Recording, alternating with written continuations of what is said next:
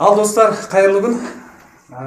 Өткен күні бізде сеттің әлсіреуіне байланысты кішкене үзіліп түсірдік. Енді вебинарды қайталап жатырық.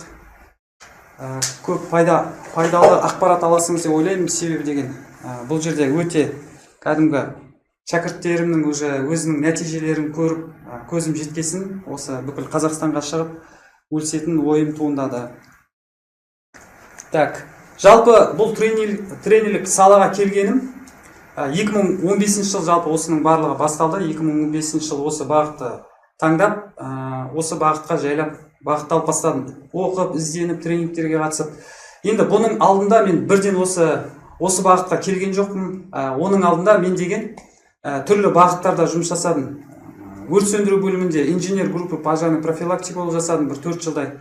Бұдан кейін мұнай саласына кіріп, транспортный мекемеде начальник колонға дейін жұмыс жасадым.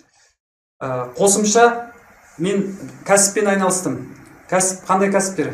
Құрылыс саласында объеммен айналыстым. Үлкен мектеп, садиктер, военный городоктар салдық. Балдардың қазіргі таңда қалаларда байқайтын шығарсыңыз, аулаларда бір балдардың ойнайтын алаңшасы бар. Сондайлар салдық. Сосын салонды бизнестармен айналыстым. Сөйтіп, арада мен тағы жүйелі бизнес дейді ғой, сетевой, MLM. Сондай бизнестармен айналыстым, екеуімен.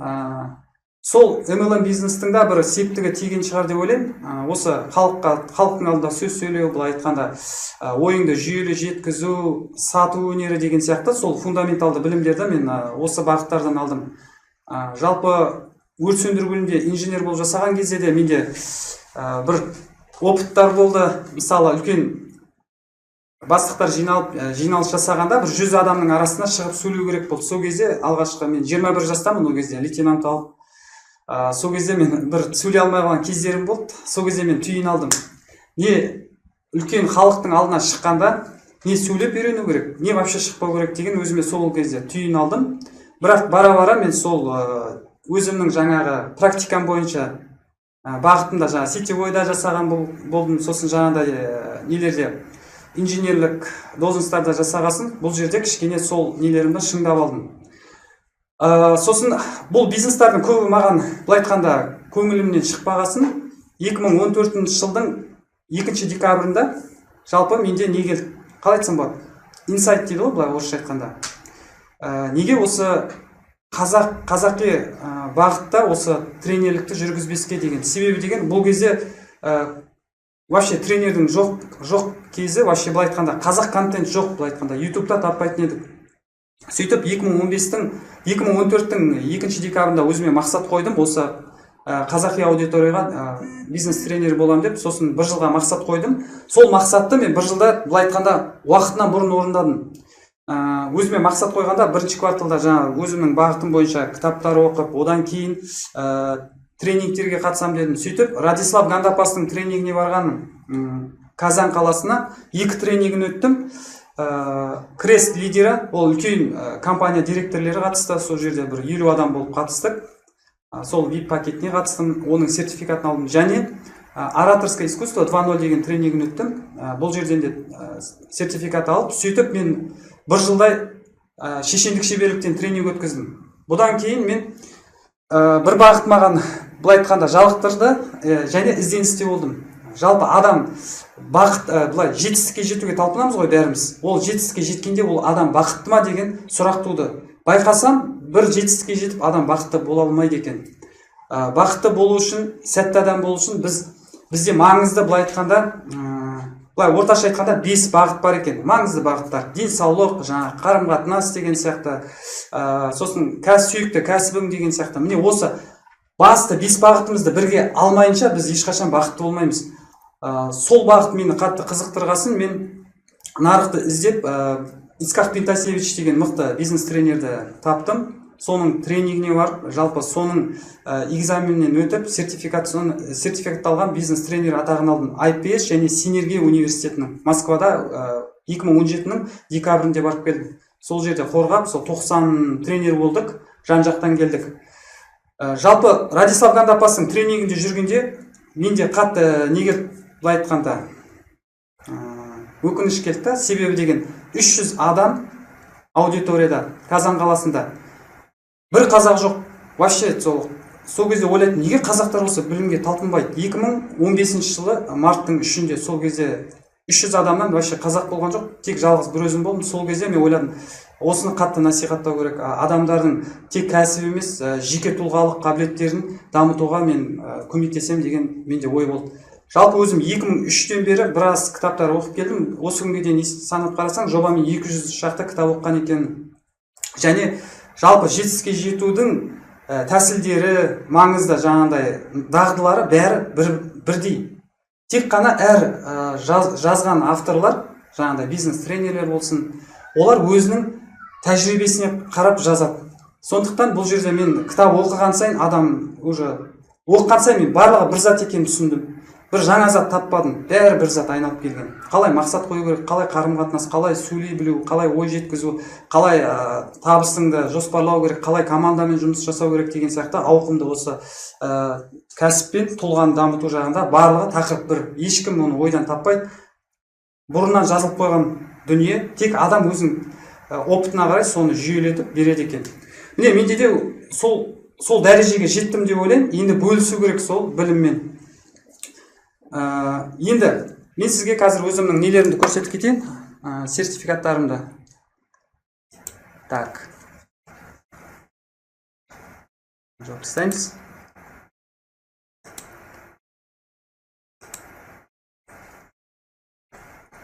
Достар, бір байқап жіберейікші. Жалпы дауысы жақсы естіліп тұр ме? Дауысы естілсе, плюс қой жіберіңдерші. Нашар естілсе, минус. Мен біліп отырайын сіздің естіп отқаныңызды.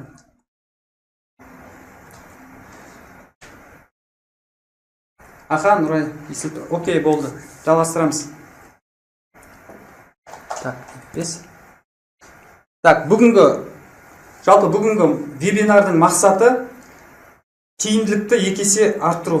Тиімділігімізді арттыру бағытында болады. Бұл жерде мен сіздермен 1,5 сағат, 2 сағаттық бізде вебинар барымша енді жетіскенімше берем. Жобамен 5 құрал бере алам. Одан артық бере алмаймын. Себебі ол сізге көп ақпарат болып кетеді, оны сіз қорыта алмай қаласыңыз. Сондықтан басты фундаменталда ең мықты өзіме кәдімгі нәтиже берген мықты құралдармен бөлісемін.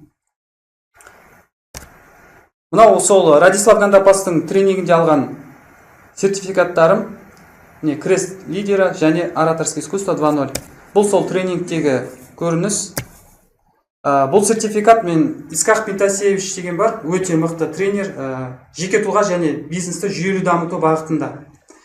Бұл жерде 2 сертификат алдық. Міне оң жағында университет синергия. Кім білет, жаңа қазір Тайсонды шақырды, кеше Тони Робинсті шақырды. Қазіргі таңда ең үлкен мектеп книга Гиннесовқа түсті. Ол 26 мың адамды бір сахнаға жинады. Соныңда университеттің сертификатын алдық. Мынау IPS жаңағы. Мынау Исқақ сол Москвада өткен жылы декабрь айында барып қорғап келгенмін. Мынау сол тренингтегі ең үздік шәкірті Юрий Тужилкин деген. Ол жаңағы адамның 4 энергиясы бар. Жаңағыдай интеллектуалды, физикалық, эмоционалды және рухани. Сол бағыттағы бизнес тренер бұл. Бұл жерде бізді шөлмекпен жүргізді, шегемен жүргізді. Мынау ол да үздік шәкірті Наталья Правда деген. Бұл нетворкинг және личный бренд деген тақырыпта беретін тренер. Бұл тренерді бәріңіз білесіңіз. Бірде Ақтауға келіп тренинг жүргізді, сонда танысқан тренерім, өте мықты тренер, менің құрдасым. Бұл Сайтмұрат Давлатов. Ар жағы Тәжікстандікі, бірақ СНГ бойынша ауқымды тренингтерін жүргізіп жатыр. Енді тақырыпқа көшейік. Жалпы кәсіп қазіргі таңда барлығы кәсіпке көшіп жатыр. Ол дұрыс, дамыған жақсы, табысымызды өсірген жақсы. Табыстың арқасында біз деген өміріміздің сапасын да жақсартамыз. Жалпы бизнестің 10% технологияға байланысты, 90% психология. Көбінде бизнесті оқиды, бірақ психологияға көп көңіл бөлмейді. Ал шында адам бірінші жеке тұлға ретінде дамып алу керек. Содан кейін барып ол бизнесті дамытады. Бұл жерде аналогия ретінде мен сізге машинамен айтып кетейін. Мысалы, машинді айдау ол технология. Мысалы, скоростьті қалай салу керек, қалай қыздыру керек, қашан жүру керек, поворотник қалай жағу керек деген сияқты бұл дүниенің бәрі технологияға жатады. Ал енді мысалы сіз машинамен мәшін ол сіздің кәсібіңіз дей қояйық та. Енді бұл кәсібіңізді алға қарай дамыту үшін, мысалы мәшінмен салыстырып отыр қой кәсіпті. Сол кәсіпті дамыту үшін, мәшінмен бір қалаға жету үшін бізге не керек? Басында оған жағармай керек та, энергия керек та. Ол бар делік. Енді біз жүргенде, мысалы баратын жерімізде ертең таңертең шығып 2 сағатта жетуіміз керек басқа қалаға. Бірақ психологиямыз төмен болса, мысалы жауапкершілік төмен болса, біз ұйықтап қалсақ, одан барып асығып, 1 сағат қалғанда мәшинені қыздырып алып, қатты айдап, біреу сіздің жолыңызды кесіп кетіп, оған ерегесіп өйстіп шығатын болсаң, бұның бар психология, көрдіңіз? Бұл не істейді? Ол қауіпқа төндіреді жаңағы кәсібін. Сол сияқты біз бірінші жеке тұлға ретінде дамып алуымыз керек. Мен сізге сол 5 фундаменталда ең мықты, жалпы айтқанда кәсібіңізді өзіңіз тұлға ретінде дамытатын 5 құралмен бөлісемін. Так, енді проблемаларымызды қазір анықтайық. Бізде қазіргі таңда қандай проблема бар? Мысалы, өз басымнан өткен проблемаларды мен сізге айтып кетейін. Біз кәсіп жасағанда адамға не жетіспейді? Қуат жетіспейді. Шаршап қаламыз, уже обедтен кейін, түстен кейін бізде не болады? Күш қуатымыз әлсіреп, бір ұйқымыз келіп, жұмысқа бір еріне бастаймыз. Міне, бізде сондай проблемалар бар да. Енді тағы қандай проблема бар? Бастаған істі көбіне тастап кетеміз. Мысалы, күнделік бастаймыз, күнде жазам дейміз, ұмытып кетеміз. Мақсат жазамыз, істейміз дейміз, ұмытып кетеміз. Табысымды жинап бастаймын дейміз, онда қалып кетеді. Бір ай жинаймыз, келесі ай қайтадан жаратып аламыз. Енді басқа бір оқуды бастаймыз, оқысақ та оны ары қарай алып кетпейміз. Міне, оның да жүйе жоқтықтан соның барлығы. Енді төртіншісі бізде шешім қабылдаудан шаршаймыз. Шынында адам шешім қабылдағанда энергиясы көп кетіп қалады. Себебі ойлау қабілетінде ол энергияның 20%-ын адамнан сорады екен. Сондықтан біз шешімді көп қабылдамауымыз керек. Жалпы шешім қабылдамаңыз. Бұл қалай? Мысалы, маңызды заттарды, маңызды дүние бар ғой өзіміздің, оларды шешім қабылдау аймағынан алып тастаңыз. Мысалы айтқанда, бізге жаттығу міндетті керек. Себебі энергиямыз көтерілсе, қуатымыз көп болса, біз алға қарай жүруге, кәсібімізді дамытуға да ол көмегін тигізеді. Сондықтан ол дұрыс зат қой, дұрыс. Енді ол жаттығуды біз не істеуіміз керек? Ойланбау керек, таңертең тұрып алып, істейін бе, істемейін бе деген сияқты. Оны не істеу керек? Істеп 21 күннен жоғары бір ай бойы қайталайтын болсақ, ол бізге дағды болады. Әдетке айналады. Ал әдет ол өздігінен жасайды. Әдет өздігінен сізді істетеді. Міне сондықтан пайдалы заттарды әдетке айналдыру керек. Ал шешім қабылдауды маңызды стратегиялық бағыттарға сақтап қою керек. Ал біз таңертең тұрып алып жаңағы жаттығу істейін ба, істемейін ба, кітапты оқиын ба, оқымайын ба деген сізде егерде сезім болса, онда сіздің шаршап қаласыңыз. Сіздің энергияңыз таңертең уже жеп тастайсыңыз. Және эмоцияны басқару өте кәдімгі маңызды құрал. Себебі деген адамның қуатында алып кететін эмоция. Мысалы біз дейтін, осы шақта адам өмір сүрмейді. Не болашақта өмір сүреді, не өткен шақта өмір сүреді көбінде. Солай ғой. Мысалы, бір көшеде кетіп бара жатсаңыз, бізге ой келеді. Көбіне өткен шақтікі баяғы біздің сәтсіздіктеріміз, немесе келер шақтқа уайымдаймыз. Сөйтіп адам эмоциясында не істейді? Жаман ойлар туындайды, уайымдайды, қиналады, сөйтіп шаршап, энергиясы басылып қалады. Сондықтан біз адам ретінде ақылмен біз деген соны реттеп тұруымыз керек. Ол адам болғасын келеді, жаман ой келді. Бұл тәсілмен мен қазір соңырақ тағы бөлісіп кетемін. Айтатын болсам көп уақыт алады. Және де жоқ деп айтуды үйрену керек. Кәсіптің бастар алдында міндетті түрде иә деп айтқан дұрыс. Себебі деген жаңа ерініп жоқ деп айтып қалған адамға басында не дейді психологтар? Иә деп айт, үйрен, оқы дейді. Сол кездерде біз кітап оқуға, қадам басуға иә деген дұрыс. Бірақ біз мақсатымызды қойғаннан кейін бір бағытқа ұрғанда біз деген қалған заттың бәріне жоқ деуіміз керек. Мысалы, бір бағытты алдық па, бір мақсат қойып, соны оқыдық па, басқа оқудың бәрін тоқтап тастайсыз. Және де алаңдатқыш, мысалы, Фейсбукқа, Инстаграмға кірсек, не көп, жарнама көп. Бізді былай алып кетеді, былай алып кетеді. Сөйтіп қарасақ, үші оқып жатырық, мысалы, ана оқу, мына оқу. О үшеуінен де ешқандай дым алмаймыз, әлсіреп қаламыз. Сондықтан біз тек қана бір мақсат қойдық, зейінімізді соған қарай бағыттаймыз, және жүру керек. Қалғанына жоқ деп айту керек. Бұл да енді үлкен дүние. Онда егер де оқитын болсаңыз, мен сізге соны толығырақ айтамын. Оның да технологиясы бар.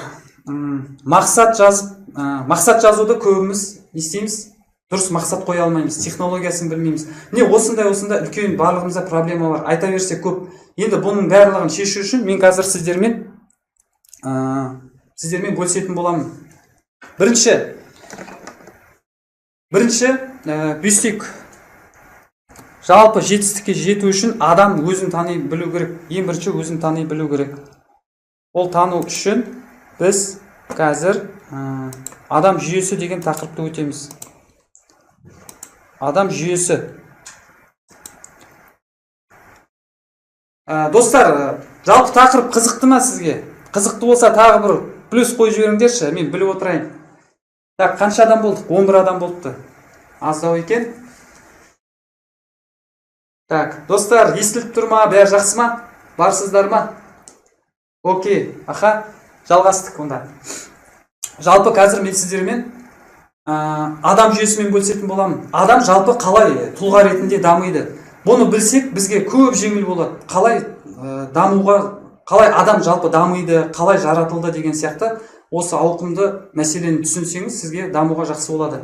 Жалпы біздің нәтижеміз қайдан келеді? Мысалы, нәтиже дейік.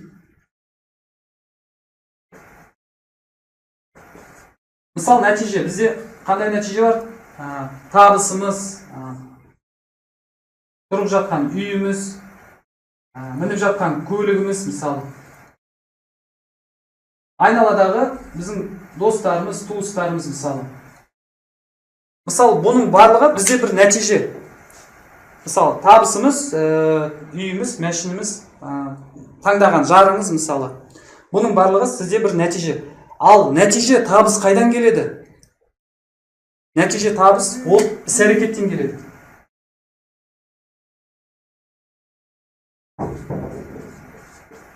Іс-әрекеттен келеді. Солай ғой. Мысалы, мен мұнайшы болсам, мен мұнай саласында тапқан ақшама үйімді алам, көлігімді алам. Мысалы, кезінде үйленген болсам, сол табысқа да үйленген болармын да. Мысалы, тігінші қыз болса, ол тігіндегі тапқан ақшасына өзінің жағдайын жасайды. Көлігін, жаңағы тумаластары деген сияқты айналадағы коллектив, тігіншілер. Міне, нәтиже іс-әрекеттен келді. Ол белгілі. Енді, іс-әрекет қайдан келді? Іс-әрекет біздің әдеттен келеді. Әдет және сенім, наным.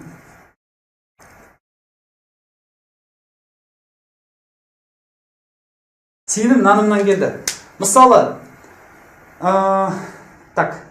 әдет. Мысалы, мен жаңа тігінші қызды алайық. Ол кезінде үйренді, дағды ретінде. Жоқ, мына жерде қателестім, достар, кешіресіз, кетірейін.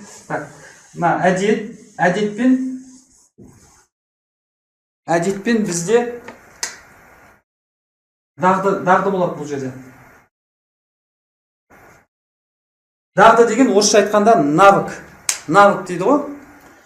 Әдетпен дағды. Мысалы, тігінші қыз бірінші не істейді? Навыкты таңдайды, жаңағы нені? Мәшін тігуді де, ол соның күнінде тоқып, тігіп, оқып кезінде әдетке айналдырды. Оның бойында бұл дағды бар. Сол дағдымен ол іс-әрекет жасайды да, табысын табады. Түсінікті де, әдетке айналдырады, содан кейін барып іс-әрекет жасайды, содан кейін барып ол нәтижесін көреді. Енді әдет пен дағды қайдан келді? Әдет пен дағды адамның жаңа сенім, наным және құндылығы.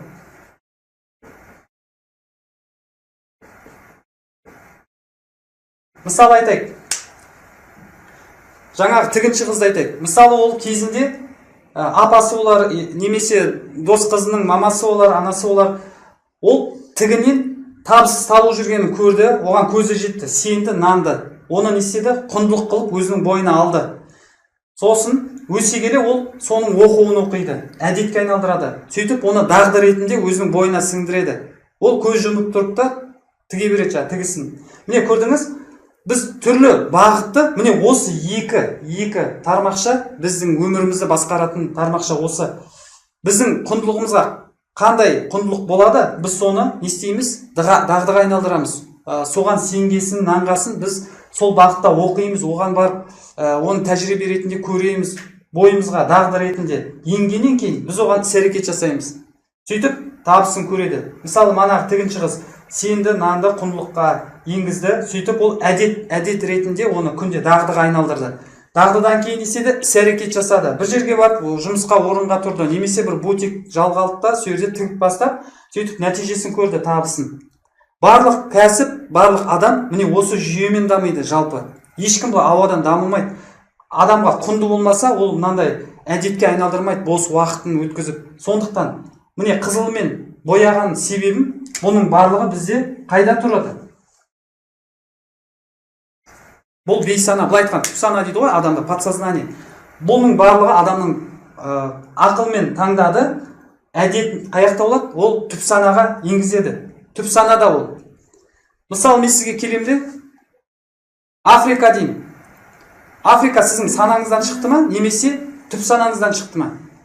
Жазып беріңдерші, санадан шықты ма, түп санадан шықты ма? Африка деген сөз. Достар, Африка деген сөз санадан шықты ма, жаңа мен айтқанда, немесе түп санадан шықты ма? Рысты, жазып беріңіз, Ғалымжан, Нұрай, түп сана, түп сана. Дұрыс. Мысалы, жаңа мен сабақ беріп атқанда, біз бұл сөзді айтқан жоқпыз, бірақ мен айтқанда ол сіздің санаңыздан емес, түп санаңыздан шықты. Біздің түп санамыз былай айтқанда, бұрынғы тәртібіміз, бұрынғы оқығанымыз, соның барлығы біздің түп санамызда жатыр. Олар кетпейді, оны кетіре алмаймыз, ол сол жерде жатады. Біздің мақсат жаңа дағдыларды, жаңа сенім, наным, құндылықтарды ішіне қоюымыз керек, және соны көп қайталау керек. Ананы еске алмау керек, бұрынғы қоқысты. Мысалы, не тормози десе, сіздің түп санаңыздан не шығады? Әрине, сникерс не деген шығады. Қазіргі таңда телевизорда бізде қандай немен улап жатыр реклама? Купи на маркет кз, купи на маркет кз деп, ертеңгіні біреу келіп купи десе, ойыңыздан, түп санаңыздан шығады да, на маркет кз дейді. Сондықтан ондай қоқыстарды көп тыңдамауымыз керек. Біз дұрыс дағды, дұрыс құндылықтарды санамызға сіңдіруіміз керек. Енді ары қарай жалғастырайық. Сенім, наным, құндылық қайдан келді? Сенім, нанымның жоғарысында не бар? Бұның жоғарысында жалпы тұлға. Бұның жоғарысында тұлға бар. Мысалы, бір адам, бір жігіт өтіп бара жатып маған айтады: "Братан, сағат неше болды?" десе, мен оны не істеймін? Ол былай айтқанда мәдениеті жоқ, мәдениеті төмен адам деп есептеймін де. Ал екінші адам өтіп бара жатады, ол менен сұрайды: "Ассаламағалейкум аға, сағатты айтып жібересіз бе?" десе, мен оны не істеймін? Мәдениетті адам екен деп, оны байқаймыз. Адамның іс-әрекетін біз сенім, наным, құндылығына қарай байқаймыз.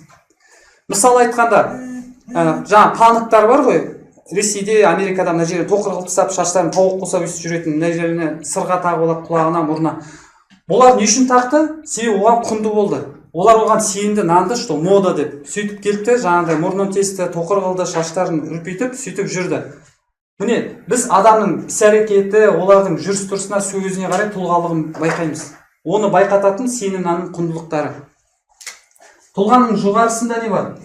Тұлғаның жоғарысында миссия деген бар. Миссия деген сөзді бәріңіз естіген боларсыз. Миссия деген адам өмірінің бағытын тауып, сол бағытта жаным салам, істеймін деген адамдар, сол адамдардан миссия болады. Бұл айтқанда біздің аталарымызда кімдер бар? Мысалы, Абай Құнанбаев, ол ғылымға бар жанын салды, оған табыс бермесе де соның келді, қазағым деп соны оқып, зерттеп, шәкәрім барлығы. Алихан Бөкейхан қайтты, қанша қиналып түрмеде оны ұрып соқса да, ол қазағым, егемендігім деген сияқты миссиясы болды оның. Миссиясы бар адамдар, былай айтқанда, скоростной адамдар болады. Олар деген тез дамиды, олар қиыншылықтарға қатты қиналмайды, олар деген қиыншылықтан жақсы өтеді. Сондықтан миссияңыз тапсаңыз өте жақсы.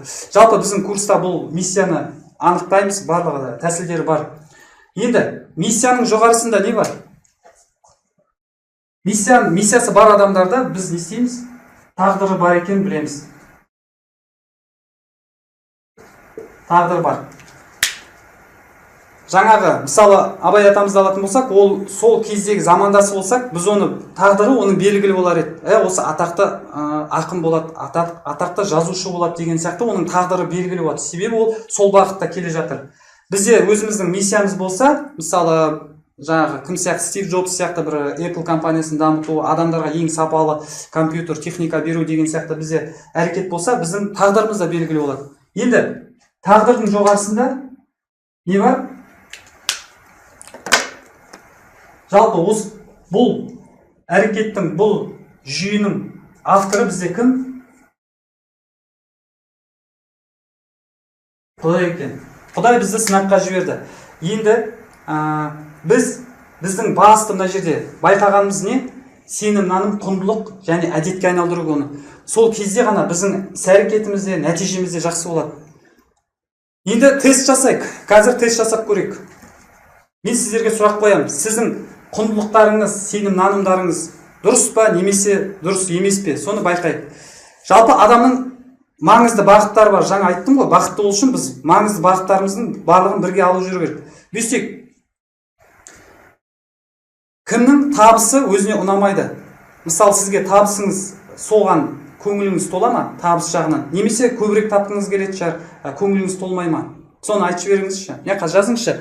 Толса плюс қойыңыз, толмаса минус қойыңдар. Достар, егер де табыс бағытындағы сіздің нәтижеңіз сізге ұнаса плюс қойыңдар, көңіліңіз толмаса минус қойыңдар.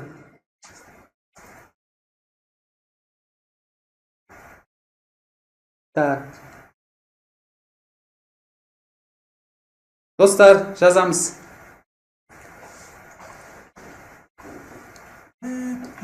Так, аха, түсінікті. Жалпы бәрімізде сол табыс, адам егерде бір қалыпта шүкір десе, онда отырып қалады. Сондықтан көп адам не істейді? Өскісі келеді, дамысысы келеді, ол адамның табиғаты жалпы, да? Енді қараңыз, сол бағыттағы ұнамайтын болса, мына жерде кім? Бауыржан Адилбаев, молодец. Арамызда ұнайтын бар екен. Жалпы қараңыз, сіз табысыңыз егерде ұнамаса, онда сізде қандай ақау бар? Сіздің құндылығыңыз бен сенім нанымыңызда бір ақау бар. Бізге не істеу керек онда? Сенім наным мен құндылығымызды өзгерту керек. Оны қалай өзгертеміз? Бұл бағытта жалпы жетістікке жетудің алгоритмі бар. Жетістікке жеткен адамның ізі қалады. Ешқашан адам бірден гүп етіп жаңағыдай табысты болып кетпейді.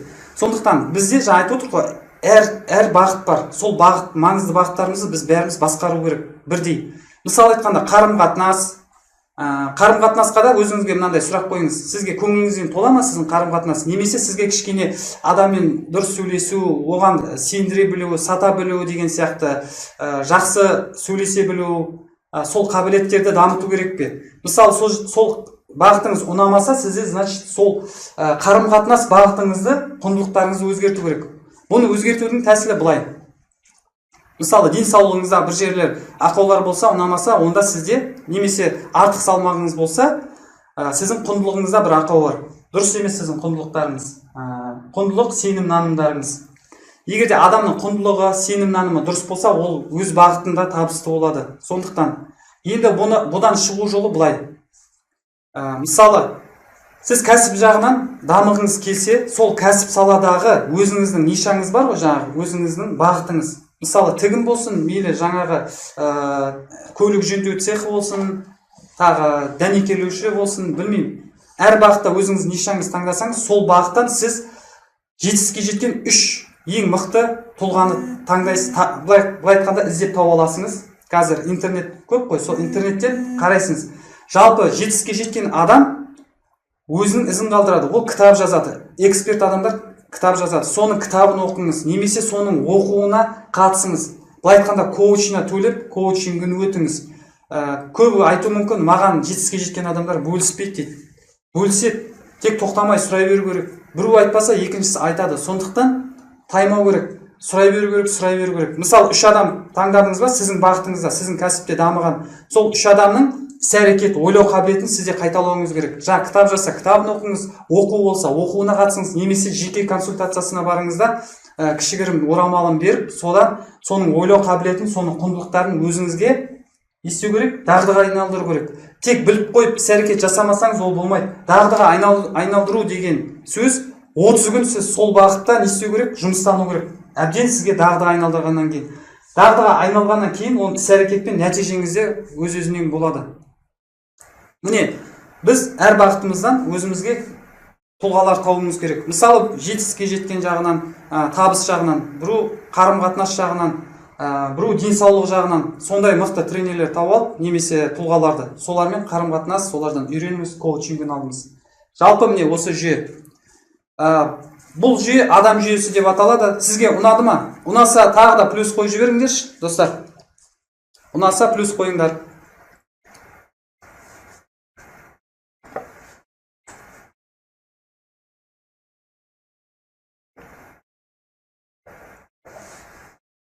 Кім өзіне аздау болса, инсайт алды. Так, Арнап, Бауыржан. Жақсы. Ары қарай жалғастырамыз онда.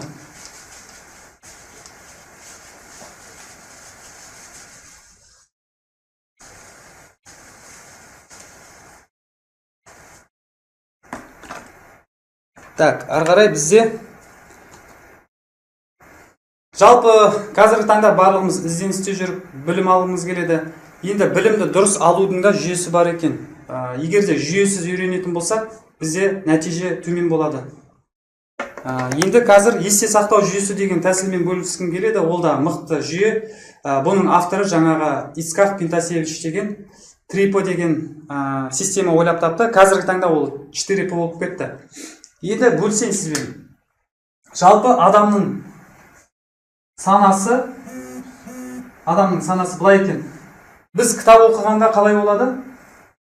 О, күшті екен деп жаңағыдай жақсы ақпараттарды оқимыз. Бұл біздің санамызда келе береді, кіре береді, мына беттен шығып кете береді. Себебі біз көп оқыған сайын, манағы бірінші алған қызықты жерлеріміз ұмытылып кетеді де, жаңағы соңғы келген білімдерге қызыға береміз. Ал мына бұрын оқығанымыз ұмытылып кетеді. Сондықтан бірінші жүйе біз не істеуіміз керек? Оқығанымызды 25 минут оқуымыз керек, максимум. Немесе 20 минут, 25 минут. Содан кейін кітаптың бетін жабамыз. Бұл жерде тек кітап емес, аудио тыңдасаңыз да аудио кітап, немесе видео бейнеден қарайтын болсаңыз, видео сабақтар. Бұл жерде де көп қарамаңыз. 20 минут, 25 минут қарайсыңыз, тоқтатасыңыз, кітап оқысаңыз бетін жауып, және өзіңізге сұрақ қоясыңыз. Бірінші, бұл жерде қараңыз. Мына ақпараттар келді, біздің мақсат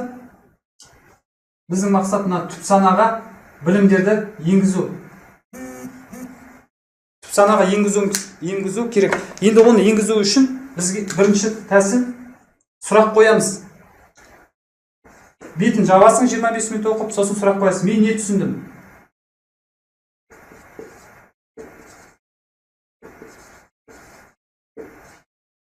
Мен не түсіндім? 3 түйініңізді жазыңыз. 1, 2, 3. Түсінгеніңіздің 3 түйініңізді жазыңыз.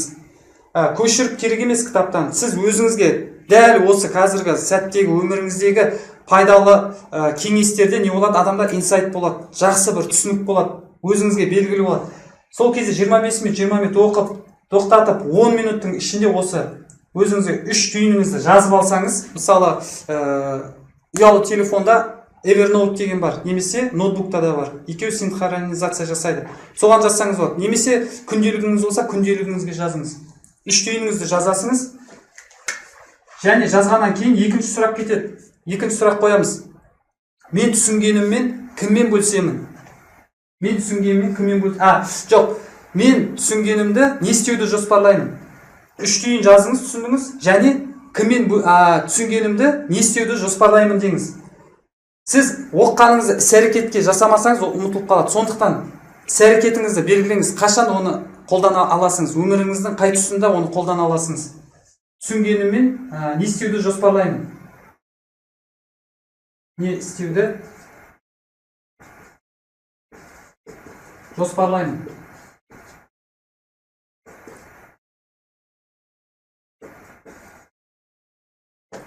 Мен түсінгеніммен не істеуді жоспарлаймын? Екінші сұрақ бұл. Жоспарлап және оған әрекет етеміз. Оқыдыңыз, 3 түйініңізді жазыңыз, және оған іс-әрекет жасайсыңыз. Сол кезде сіздің есіңізде сақтау мүмкіндігі артады. Және үшінші бұл жерде кіммен бөлісемін?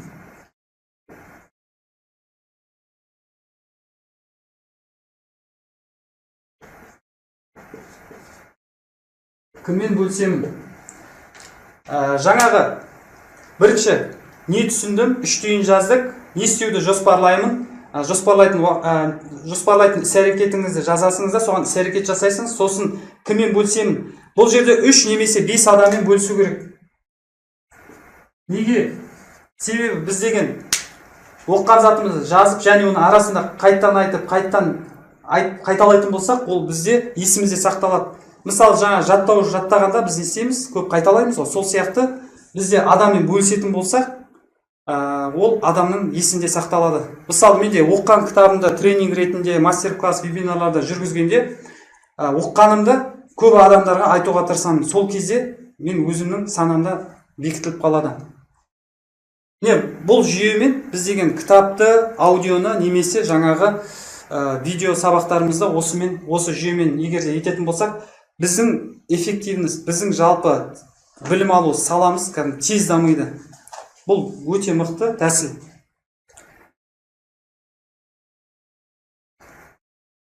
Жазып алсаңыз болады.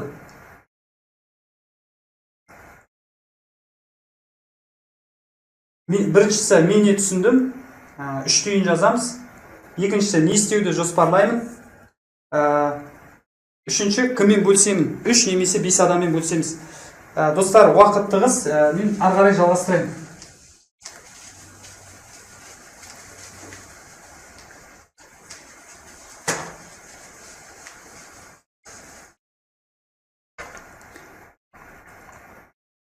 Бізде 15 адам бар екен. Жақсы. Так, ары қарай жалғастырамыз. Енді үшінші құрал, так, бізде дағды құру. Көбімізде бұл енді осы берейін деп жатқан қазіргі навык құру тәсілі, ол өте мықты дағдылардың бірі. Себебі деген көбінде адам бір затты бастап тастап кетеді, екінші затты бастайды, тастап кетеді. Енді бұны тастамау үшін, оны дұрыс жүйелі түрде дамыту үшін бойымызға жаңағы айттық қой, әдетке, дағдыға айналдыру үшін бұл тәсіл өте мықты тәсіл. Бұл тәсілдің аты дағды құрудың 3 тәсілі деп аталады. Дағды құрудың 3 рычагы десек те болады. Бұл жерде былай. Бірінші рычаг, бірінші тәсіл. Ол дұрыс жоспарлау. Мысалы, барлығымыз бір кездер спортпен айналысқымыз келеді, ол бірақ көп ұзамай тастап кетіп жатамыз. Кітап оқымыз келеді, кітапты оқып бастаймыз, жартысында қалдырып кетеміз. Енді бұны дағдыға айналдыру үшін бізге не керек? Дұрыс жоспар керек. Дұрыс жоспарда минимум 100%, максимум деген тәсілі бар, өте мықты тәсіл. Мысалы, қараңыз. Минимум сізде 5 минут барлық адамда табылады. Минимум 5 минут. Толық жазайын, да? Толық жазайын.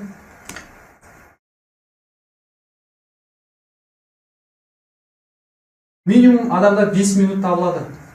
24 сағаттың ішінен 5 минут табылады. Мысалы айтайық, мен жаттығуды бойыма әдет қылып айналдырғым келеді. Себебі деген, ол маған энергия береді, денсаулығымды жақсартады. Сол арқылы мен кәсібіме кәдімгі ресурсын толтырып аламын. Енді бұны қалай етеміз? Мысалы айтайық, менде бір күндер болады ғой, той, садақа, тағы бір шаруалар, жұмысым көп болады, қол тимейді. Сол кездері мен не істеймін? Тек қана 5 минут жасаймын. 5 минутқа жаттығу бәріміз жасай аламыз. Мысалы, таңертең тұрған бойдан 1-2 кесе суымызды ішіп, форточканы ашып, жаңағы демалу жаттығуын жасаймыз. Мысалы, деп 30 рет. Бұл жалпы қан айналдырымын, бәрін денсаулығыңызға жақсы, кішкене ұйқыңызды ашады. Одан кейін не істеуге болады? Мысалы, 6 буыныңызды айналдырып, әркімнің жаттығуы әртүрлі. Мысалы, мен белгі упражнение жасаймын, жаттығу жасаймын. Және де бір силовой, бір 50 рет отжимание жасап аламын. 5 минут соған кіреді. 5 минут барлығымызда болады. Екінші, бізде 100%. 100% 45 минут. Енді көбіне мен осымен жасаймын. Көбінде мен 45 минут жаттығу жасаймын. Ол жаңағы стадионнан 15 минут жүгіріп, және 6 буынды айналдырып, силовой турник, брусья деген сияқты сондайлар жасап, сосын не істеймін? дем жаттығуын жасаймын. Дем жаттығуын жасап, үйге барып душқа түсіп, жаңағы ары қарай ісімді жалғастырып кетемін.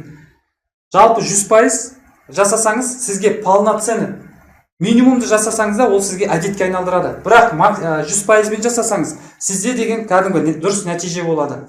Енді көпшіліктен дамығыңыз келсе, бұл тек жаңағы жаттығу емес. Мысалы айтқанда, сіз кәсібіңіздің бір құралын меңгеріп жатсыңыз.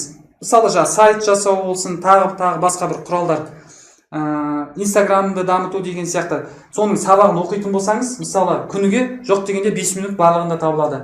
Мысалы 45 минут былай айтқанда күнде жасайтын. Егер де конкуренттен тез дамып, тез көтерілгіңіз келсе, тез білгіңіз келсе, онда бұл жерде максимум деген бар.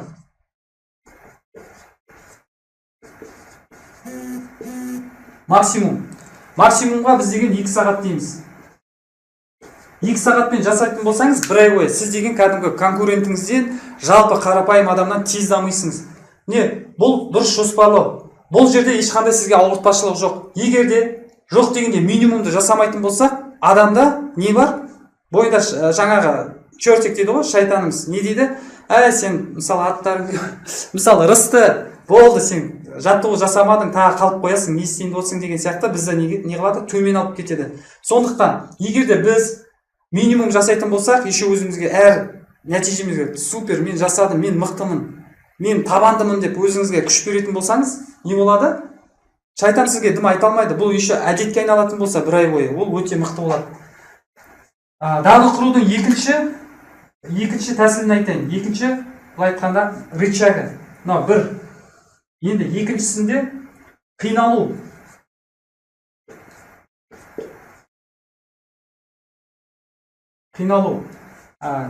Барлық нәтиже іс-әрекеттен келеді. Іс-әрекет қиналыс ол. Мысалы, жаттығу үшін таңертең ерте тұру керек, оған жүгіру керек, одан кейін теріңді шайын керек. Оның барлығы айтқанда қиналамыз. Мысалы, бір құралды меңгеретін болсақ, жаңа тігін болсын, тағы басқа құралдар, интернет құралын меңгеретін болсақ, оған 1-2 сағат отырып, жаңа көзімізді талдырып, оған да қиналамыз. Оның барлығы қиналыс. Мысалы айтқанда, минимумды істеудің, мысалы сіз өзіңізге мынандай қиналу айтуыңыз керек.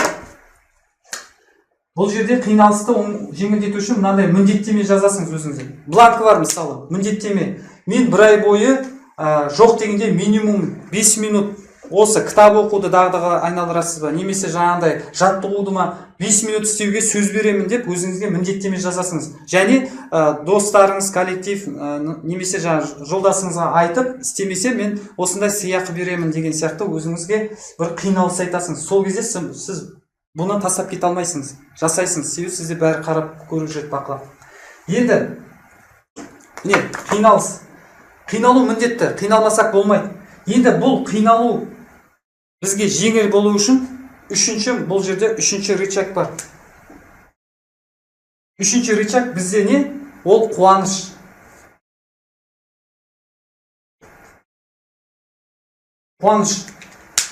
Мысалы, біздің тәсіл бойынша күніге 5 әрекет жасауымыз керек. Бізде 3 мақсат болады, соған 5 әрекет жасаймыз.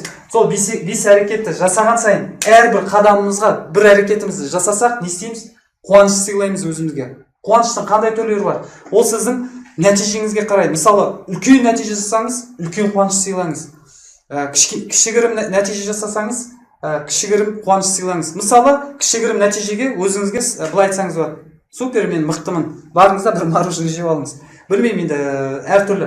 Мысалы, үлкен сізде нәтиже жасасаңыз, мысалы 3 айлық, 1 жылдық бір үлкен нәтиже жасасаңыз, өзіңізге үлкен сыйлық беріңіз. Бір саяхатқа шығып келіңіз, санаторияға демалып келіңіз, немесе жаңағындай полный жаңағындай не алыңыз, массаж ба, білмеймін. Сондай. Бірақ бастысы айту керек, себебі әр қиналысқа сіз деген қуанышпен бекітсеңіз, сіз қиналысқа арқайын жеңіл барасыңыз. Жеңіл барған сайын сізге деген нәтижеңіз көбейеді. Сондықтан әр қиналысқа біз қуанышпен бекітуіміз керек. Мысалы, мен деген бір аптада бір сайтымды жасауым керек, 3 видеоға түсу керек болса, мен әр видеоға түскен сайын супер молодец, мен мықтымын деймін. Мысалы, мен кофені ұнатамын, кофені қайнатамын да, кофе ішіп аламын. О, рахат, красавчик деймін. Нұрасыл, сен суперсің деймін да. Ары қарай екінші видеомды түсіремін. Сөйтіп әр әрекетіңе, әр нәтижеңе өзі осыны қуанышпен бекітетін болсақ, бізде нәтиже оңай болады алуға. Түсінікті ғой, да? Бұл дағды құрудың үш рычагы деп аталады. Дағды құрудың үш рычагы. Жазып алыңыз.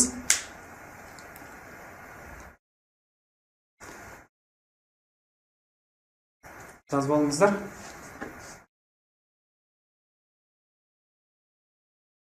Достар, жаңағы түсіндіріп жатырмын ғой. Бұның алдында мен сізде мынау үшінші құрал беріп жатқан. Бірінші не өттік? Резюме айтып кетейін. Себебі қайталамасақ, жаңағы қайталаған сайын адам істейді, есінде қалады. Бірінші біз адам жүйесімен таныстық. Бұл жерде ең маңызды не зат өттік? Біз бұл жерде біздің нәтижеміз, іс-әрекетіміз, жалпы біздің барлық келіп жатқан нәтижеміз, ол біздің сенім, наным, құндылығымызға байланысты. Егер де бізде дұрыс сенім, наным, құндылық болса, біз оны істейміз, әдетке айналдыратын болсақ, түп санамызға бекітетін болсақ, бізде нәтиже, іс-әрекетіміз, нәтижеміз сондай болмақ. Ол маңызды түсінгеніміз. Екінші тақырыпта біз не өттік? Есте сақтау жүйесін өттік. Есте сақтау жүйесінде бір түсінгеніміз көп оқуға болмайды. 20-25 минут оқисыңыз, кітап жабасыңыз, немесе видеоны тоқтатып, аудионы тоқтатып, үш сұрақ қоямыз. Бірінші, мен не түсіндім? Үш түйін. Екінші, түсінгенімен не істеуді жоспарлаймын? Оған іс-әрекет жасайсыңыз. Үшінші, бұл жерде кіммен бөлсемін? Түсінгенімен кіммен бөлсемін? Оған 3 немесе 5 адаммен бөлсеміз. Сол кезде бізде былай айтқанда жақсы білім бекітіледі. Үшінші тәсіл бүгінгі өткеніміз қазіргі бұл дағды құрудың үш рычагы дедік пе? Дағды құрудың үш рычагы. Бірінші, дұрыс жоспарлау. Неқа дұрыс жоспар деп жазсаңыз болады. Бірінші, дұрыс жоспарда адам жоқ дегенде 5 минут уақыт таба алады. Және екінші, күнделікті істейтініміз ол былай айтқанда 100%, 45 минут. Максимум, былай айтқанда конкуренттерден озып асамын десеңіз, максимуммен жасаңыз. Ол күнде емес, енді ара-тұра жасасаңыз болады. Ал тығыз шаруа шығып қалғанда минимуммен жасайсыңыз, бұлай шамалы кезде 45 минут жасасаңыз болады күнде. Және бұл дұрыс жоспар. Міне бізде дұрыс жоспар бар. Енді қиналуға дайын болуымыз керек. Қиналғанда жақсы көруіміз керек. Санаға сенім сөз айту керек. Мен қиындықты жақсы көремін. Қиындықтың ар жағында қуаныш бар, жақсы нәтиже бар деп өзіңізге санаңызға көп айту керексіңдер. Және қиналдық, міндеттеме алдық. Және оған істейміз, әр қиналысқа, әр әрекетке не істейміз? Өзіңізге қуаныш сыйлаймыз. Үлкен нәтижеге үлкен қуаныш, кішігірім нәтижеге кішігірім қуаныш. Түсінікті ғой. Енді білсек, достар, қазір 2 минут, 2-ақ минут біз үзілеміз. Экран былай тұрады. Сіз күнделігіңізге немесе бір ручкамен қалам алып, ол мынау күшті екен, мынау мықты екен деп айта берсеңіз, ол сіздің санаңызда қонбайды. Мен көп адамды оқытқаннан кейін қазіргі таңда 65 тренинг жүргіздім. Соның ішінде 2,5 мың кәсіпкерді оқыттым. Сондықтан NLP бойынша адам дұрыс білімді алу үшін 2 минут мен сізге уақыт беремін. Сіз жазып алыңыз, жаңағы 3 тақырыпты не түсіндіңіз, соны жазып алыңыз. Сосын ары қарай жалғастырамыз. Мен қазір 2 минут су ішіп қайтамын. Жақсы?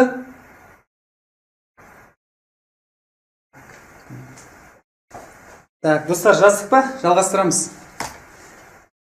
Достар, қызықты болса тағы бір плюс қойып жіберіңдерші, байқап отырайық.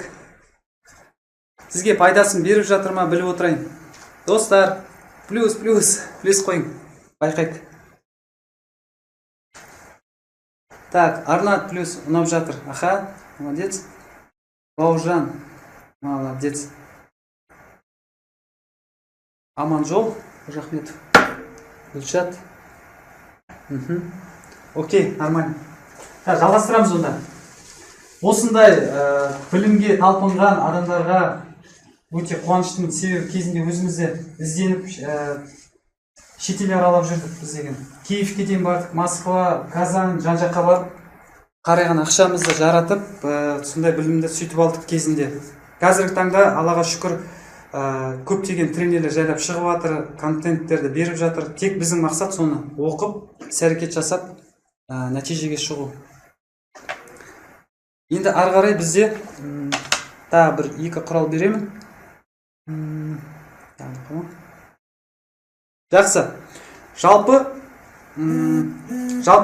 жақсы нәтижеге шығу үшін біз күнделік ұстауымыз керек. Күнделікті жазу үшін оның да былай айтқанда жүйесі бар. Жүйемен жүрсек жақсы дамимыз. Бүгінгі вебинардың аты да сол. Жетістіктің кілті жүйелі дамуда. Міне, сондықтан мен сізге не істеп жатырмын? Жүйелі дамуды көрсетіп жатырмын. Жалпы жаңағы көлік сияқты бір қаладан бір қалаға жету үшін бізге не керек? Жағармай керек қой көлікке, ал адамға энергия керек, ресурс керек. Енді ресурсты бізде мынандай бар. Ресурс. Жалпы 4 ресурс бар. Физикалық, физический, ол жаттығумен келеді, жаңағыдай дұрыс ұйқымен келеді. Енді физикалының кішкене айтып кетейін, физикалық энергия, жалпы адам 7-8 сағат ұйықтау керек. Бұдан көп ұйықтасаңыз да зиян, аз ұйықтасаңыз да зиян. Және дұрыс тамақтану керек. Көп тамақ жемеу керек, жиі аз-аздан жеу керек. Су көбірек ішу керек. Себебі адамның денесі көбі судан тұрады. Сондықтан су ішсек біздің санамызда жақсы жасай бастайды. Физикалықтың ішіне тағы жаттығу. Адам қозғалу керек. Қозғалмаса токсиндер жиналады бойына. Қозғалу керек. Және дем жаттығу өте мықты. Қазіргі таңда шәкірттеріме үйретіп жатырмын. Өте кәдімгі мықты 5 тәсілі бар. Дем жаттығу. Оның ішінде мысалы жаңағы көлікте переключатель бар ғой. Жаңағы скоростар. Сол сияқты. Мысалы бізге адам болғасын түрлі негативті ойлар келеді. Бұл жерде деммен шығып кетеміз. Бұл жерде денемізге қарап деммен шығатын тәсілдер бар. Екінші тәсілдер мысалы ұйқың келеді, бір әлсіреген кезде энергия прокачка жасау керек. Оның да тәсілдері бар жаңағыдай. 30 рет, 50 рет дем мұрынмен дем алып, аузымен шығарып, 30 рет, 50 рет ететін болсақ, бізде былай айтқан қан жүгіреді, энергия, ұйқы ашылады, кәдімгі мықты боламыз. Сондықтан бізге физикалық энергия маңызды, оны күнде жасау керек, жаттығу деген сияқты. Екіншісі интеллектуалды энергия. Интеллектуалды энергия дегеніміз ол білім. Адамның білімі өскен сайын, оның интеллектуалды өзіне сенімі, өзіне былай айтқанда сенім нанымы былай айтқанда өседі. Және білімің артады. Міне, бұл жерде оны кітаппен, аудио, видеомен келеді көбіне, да? Немесе бір мықты тұлғамен кеңесіп. Интеллектуалды білімді дамытып тұру керек, энергияны. Білім, есіңізде болсын, білім ешқашан бір орында тұрмайды. Бұрынғы университет, мектепте алған білімдер олар ұмытылып қалды. Ол бір орында тұрмайды. Сондықтан не білімді алып төбеге қарай кетеміз, не білім алмай төмен қарай кетеміз. Не жоғары, не төмен. Сондықтан біз деген білімді естеу керек, күнде алып тұру керек. Туылғаннан бастап арғы өмірге аттанған шейін біз білімімізді арттыру керек. Интеллектуалды энергия. Үшінші, бұл жерде эмоционалды энергия. Эмоционалды энергия жаңағы өзіміздің эмоциямызды басқару. Бұл жерде де технология бар. Сол технологиямен жүретін болсақ, біз жаңағы адамның эмоциясы, ол жаңағындай жылқы бар ғой, әлі шабылмаған, айғыр, деп өстіп шапқылайтын. Біздің эмоция сондай сияқты. Оның екі шеті бар. Бір шеті қорқыныш, уайым, жаңағындай қорқыныш сәтке түседі ғой, адам уайымдап. Бір шеті сол, екінші сәті ол деген былай айтқанда ләззат алып, қуанып, драйв алады ғой. Міне, екінші сәті сол.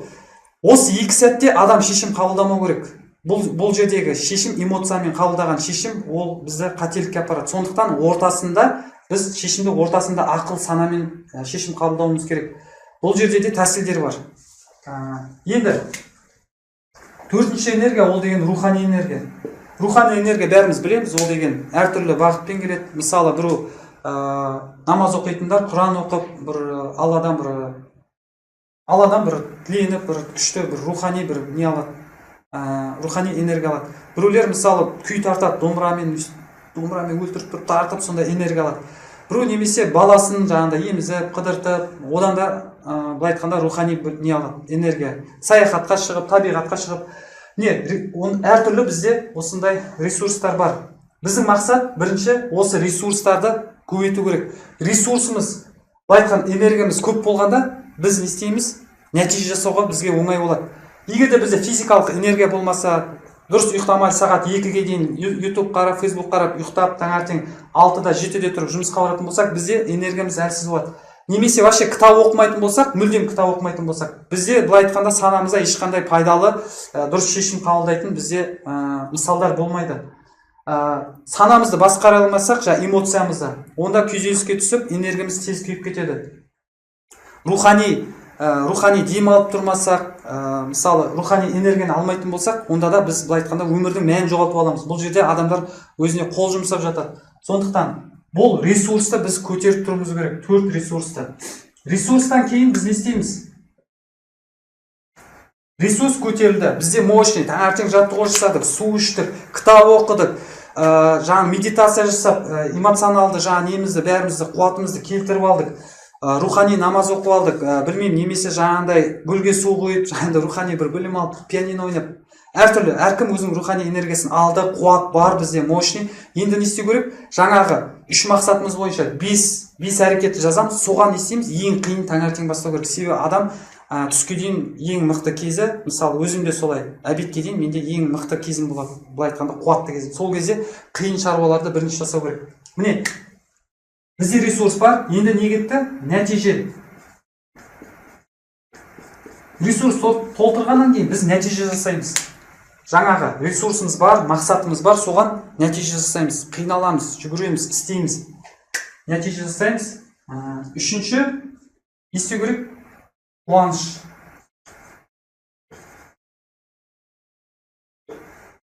Көп адам өкінішке орай бақытқа жеткесін, ертең 25-ке толғасын дейді, тағы бірдеңе көлік алғасын, машина алғасын, үйленгесін, тағы сондай жақсы жетістікке жеткеннен кейін мен бақытты боламын дейді. Бірақ ертеңінде ертеңі бар дейді. Ертеңгі күн болғаннан кейін сіз бақытты сірә бір сезіне алмайсыңыз. Себебі деген адам деген бүгін 24 сағатпен өмір сүреді. Ол ертеңмен өмір сүрмейді, ол өткен шақпен өмір сүрмейді, ол бүгін тек қана 24 сағатпен өмір сүреміз. Енді 24 сағатта біз іздеуіміз керек, бақытты осы сәттен ғана іздеу керек. Осы сәттен, мысалы қараңыз, мен су ол тамаша ғой, адамға энергия береді. Сондықтан суды ләззаттап ішіңіз. Бісміллә деп не. Су, рахат, тамаша. Не айналамда гүл өсіп тұр мысалда. Гүл жақсы ғой, міне осыларға қарапайым затқа адам бақытты болу керек. Өмірде бақытты өзіміз етеміз. Сондықтан нәтиже жасадық, әр нәтижемізге қуаныш сыйладық, және қуанышты әр сәттен іздеңіз. Міне күнделік жазғанда былай жазамыз. Ресурсымызды көтердік. Мысалы мен таңертең ресурс деймді, су іштім, 15 минут жаттықтым, 25 минут кітап оқыдым, мысалы жарты сағатта 10 минут сіз жаңағы түсінгеніңізді жазасың. Және эмоционалды медитация жасадым, рухани, мысалы рухани қандай намаз оқыдым, дұға оқыдым деген сияқты, немесе походқа шығып келдім, тағы өзіңіздің руханияңызды жазасыңыз. Міне бірінші тәсіл осы, ресурсқа осын жазамыз. Екінші, істеген нәтижелерімді жазамыз. Манағы мен мақсатымда 5 әрекетімді жазамын. Бірінші нәтижем істедім, екінші әрекетімді істедім, үшінші жасадым, төртінші жасадым. Міне көрдіңіз, сіз нәтиже жасадыңыз, ресурсыңыз көбейттіңіз, бензиніңіз, қуатыңыз бар, оған нәтиже жасадыңыз, нәтижелеріңізді жазасыңыз. Үшінші, қуанышыңызды жазыңыз. Осы бір күндегі бақытыңыз қандай?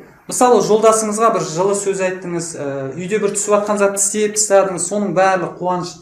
Мен өзімнің ерік жігерімді жеңдім деген сияқты, өзімнің еріншектігімді жеңдім, өзім мықтымын деген сияқты. Әр затқа адам қуану керек. Бұлтты қара, қуан, су іш, қуан. Міне қуаныш сәттерді тізіп жазамыз кешке қарай. Міне көрдіңіз, жалпы біз деген күнде осылай жүруіміз керек. Ресурсты көбейттік, нәтиже істедік, қуанамыз. Сөйтіп өміріміз кешке қарай қарайтын болсақ, қорытындылайтын болсақ, жақсы энергиямды көтердім, нәтижемді жасадым, қуандым. Бір күнде былай айтқанда барлық шаруаң толыққанда адамсың, сен барлығын жасадың. Міне көрдіңіз, бұл да мықты тәсіл, сондықтан оны да қолданыңыз. Жазып алсаңыз болады. Енді сағат болып қалды да. Мен бестен тағы сізге бір құрал беремін. Содан кейін жалпы адамда былай ғой. Мен сізге осы айтқандарды өзіңіз білгеніңізбен қолдансаңыз болады. Бірақ нәтиже шығару үшін, мысалы, мен тренажерный залға барып жаттығатын болсам өзім, онда бір жерімді ауыртып алуым мүмкінмін, немесе денемді ерсі қылып шығарып аламын, төсімді қатты шығарам ба, үстіме апарық болып қалады, аяғым шедейіп тұрады. Сол сияқты біз не істеуіміз керек? Тренермен ақылдасып, коуч ретінде оның айтқанын істейтін болсақ, ол бізді былай айтқанда үйлесімді күшті қылып денемді шығарып береді. Сол сияқты кәсіпте де сол. Кәсіпте егерде дамығыңыз келсе, сіз не істеуіңіз керек? Ұстаз болу керек. Әр бағытта қарым-қатынастан бір ұстаз, денсаулықтан бір ұстаз, тағы қандай өзіңіздің жаңағындай қаржы жағын дамыту жағынан ұстаз. Міне әр бағытыңыздан ұстаз табатын болсаңыз, соны дұрыстап оқитын болсаңыз, соның сабағын оқып, соның коучын алатын болсаңыз, сізді былай айтқанда ұстаз бақылап тұратын болса, сіздің нәтижеңіз де тез болады. Сол сияқты бізде де курс бар. Қазір осы бір-екі құрал берем, бір құрал, содан кейін мен сізге егер де қызықты болса айтып кетемін. Енді бізде дағды құру, енді ең мықты тағы тәсілдердің бірі эмоция басқару. Көбімізде көңіліміз толмай жатады өзімізге. Енді бұны қалай жеңеміз? Одан қалай арыламыз? Мысалы, қараңыз. Екі тәсілі бар. Бірі позитивті сезімге кіре білу, екінші негативті сезімнен шыға білу. Енді бұған қалай кіреміз? Мысалы айтқанда, бізде өмір болғандықтан түрлі-түрлі жағдайлар болады. Біз саналы адам ретінде жиі позитивті энергия келіп тұру керек. Ол үшін біз деген бүстеміз. Мысалы, көшеде кетіп батсаңыз, қадамыңызды санаңыз, бастысы дәл қазір өзіңіздің денеңізге көңіліңізді аударыңыз. Және немесе деміңізді бақылап отырыңыз. Егер де бір жерде отырсаңыз, бір очередте бір жерде отыратын болсаңыз, или үйде саналы түрде деміңізді бақылаңыз, 30 секунд немесе 1 минут. Или айтсаңыз, сөзбен қайталасаңыз болады. Мен дем алдым, мен дем шығардым. Мен дем алдым, мен дем шығардым деп. Сөйтіп 30 секунд 1 минут қайталайсыңыз, зейініңізді соған бағыттайсыңыз. Өткен шақ, келер шақты ойламайсыз, тек қазір ойлайсыңыз, қазіргі өзіңіз денеңізді. Содан кейін барып, сіздің зейініңіз тек денеде болғанда, сіз осы сәт дәл қазір осы жердесіңіз. Содан кейін біз не істейміз? Ақылды қосамыз. Ақыл қосқанда бүйдейміз. Ақылды қосамыз. Менде үш мақсат бар қазіргі таңда. Мақсатым бар.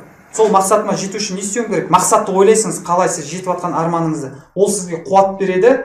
Оған былай айтқанда ләззат аласыңыз, көңіліңіз көтереді. Соған енді мен сол мақсатыма жету үшін не істеуім керек деп сұрақ қоясыңыз да, соған бағытталасыңыз. Міне, бұл деген позитивті сезімге кіру. Енді негативті сезімнен шығу деген бар. Ол былай. Мысалы, бізге түрлі ақпарат келеді. Өмір болғасын жерде бізде түрлі ақпарат, кері ақпараттар көбінде. Біру, мысалы, ренжітіп жібереді, немесе біреумен болмай қалдың, тағы түрлі сәттер болады. Немесе сіздің кәсібіңіз жүрмей қалды, бір қате жасап қойдыңыз. Сол кезде жаңағы кері ақпарат не деді сізге? Сіздің көңіліңізді түсірді. Енді сол көңіліңіз түсті, жаңа уайымдай беретін болсақ, біз не істейміз? Энергияны жоғалтамыз. Және көңіл түскеннен кейін адам дұрыс шешім қабылдай алмайды. Сондықтан біз шамамыз келгенше, қазақта мақал бар ғой. Ашулансаң, 10-ға дейін сана дейді. Сондықтан біз деген сабыр сақтауға тырысамыз. Бұл қалай? Жаңағындай тыныш жерге отырамыз, немесе жүріп батсақ жаңағыдай қадам санаймыз. Сөйтіп, зейінімізді тек қана өзіміздің денемізге дәл қазір өтеміз. Жаңағындай бірінші қадамдай өттік денемізге 30 секунд 1 минут денемізге зейінді аударғаннан кейін біз жаман зат ойламаймыз, жақсы зат ойламаймыз, тек денемізде дәл қазір. Және монтаждаймыз. Біз жануар емеспіз ғой, біз адамбыз. Сондықтан біз ақыл қосамыз, монтаж. Біз өзімізге режиссерміз, біз өзіміздің өмірімізді, тағдырымызды құрамыз. Сондықтан біз саналы түрде сұрақ қоямыз. Ашуланғанда сірә мен шаруамды бітіре алмаймын. Сондықтан мен қазір не істеймін? 30 секундтан кейін сондай сұрақ қоясыз да, менің мақсатым мынандай. Сол мақсатқа жету үшін не істеуім керек деп іс-әрекетті сөйтіп бұрып кетесіңіз, өзіңіз мақсатыңызға қарай. Ашу сонда қалды, жаңа денеңізге өттіңіз, сол жерде қалдырдыңыз, ақылыңызды қостыңыз, монтаж жасайсыңыз, мақсатыңызды еске алып, соған әрекеттенесіңіз. Сөйтіп жаңа негативті сезімнен шығып кетесіңіз. Бұны жиі жасап тұрсақ, ол бізге әдетке айналады. Кері ақпарат келсе, міндетті түрде отырып, жаңағыдай или жүріп, денемізге өткіземіз, зейінді содан барып монтаждаймыз, мақсатымызды еске аламыз, әрекет жасаймыз. Сөйтіп, негативті сезімнен шығамыз. Достар, бүстек, осылай істейік. Мен қазір сіздерге 5 құрал бердім. Енді тағы қалып кеткен сұрақтар бар ма? Қандай сұрақтар қызықты, сіз түсінбей жатсыңыз ба? Соны маған айтып берсеңіз. Тірі тренингте, живой тренингте мен сұрақпен, аудиториямен жасайтынмын. Вебинарда осы бірінші рет жасап отқасын, мен кішкене байқамай тұрмын. Сіздің эмоцияларыңыз сізге қызық па? Сондықтан қазір маған түсінікті болса, түсінікті деңіз, басқа сұрақтарыңыз болса, сұрақ қойып жіберсеңіз.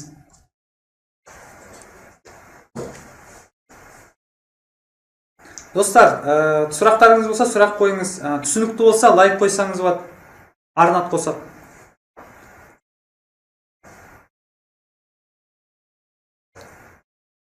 Достар,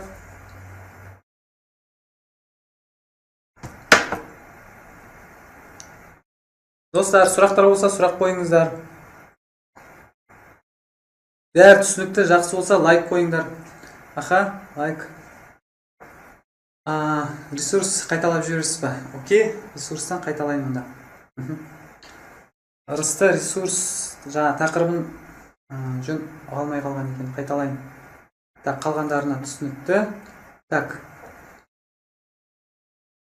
Королева красоты деген бізде арамызда бір қыз бар екен. Менің күйеуім бизнеске қадам басты, бірақ мотивация дегенді білмейді. Әйел ретінде не істей аламын? Өте жақсы сұрақ. Бестек, бірінші Рыстының сұрағына жауап берейін де. Рысты ресурсты жөн түсінбеген екен, ресурсты айтып кетейік. Содан кейін барып сізге королева красотыге жауап беремін. Жақсы, ресурс. Так, бізде үш ресурс. Ол жаңағы дұрыс жоспарлауға, дұрыс жоспар жазу. Ресурстың жаңа айтып кеткенде бізде төртеу бар, төрт ресурс. Физикалық, екінші интеллектуалды, үшінші эмоционалды, төртінші рухани. Толық жазайын ба? Түсінікті ма? Қысқаша жазайын. Физикалық, интеллектуалды, эмоционалды, рухани. Осындай төрт энергия бар. Төрт энергияны біз толтырып тұруымыз керек. Толмаса бізде нәтиже болмайды. Ресурс қуатымызды арттырамыз, содан кейін біз не істейміз? Нәтиже жасаймыз. Нәтиже жасаймыз. Уже бізде қуат бар, оған әрекеттеніп нәтиже жасаймыз. Үшінші, біз қуантамыз өзімізді. Қуануды біз әр сәттен қараймыз.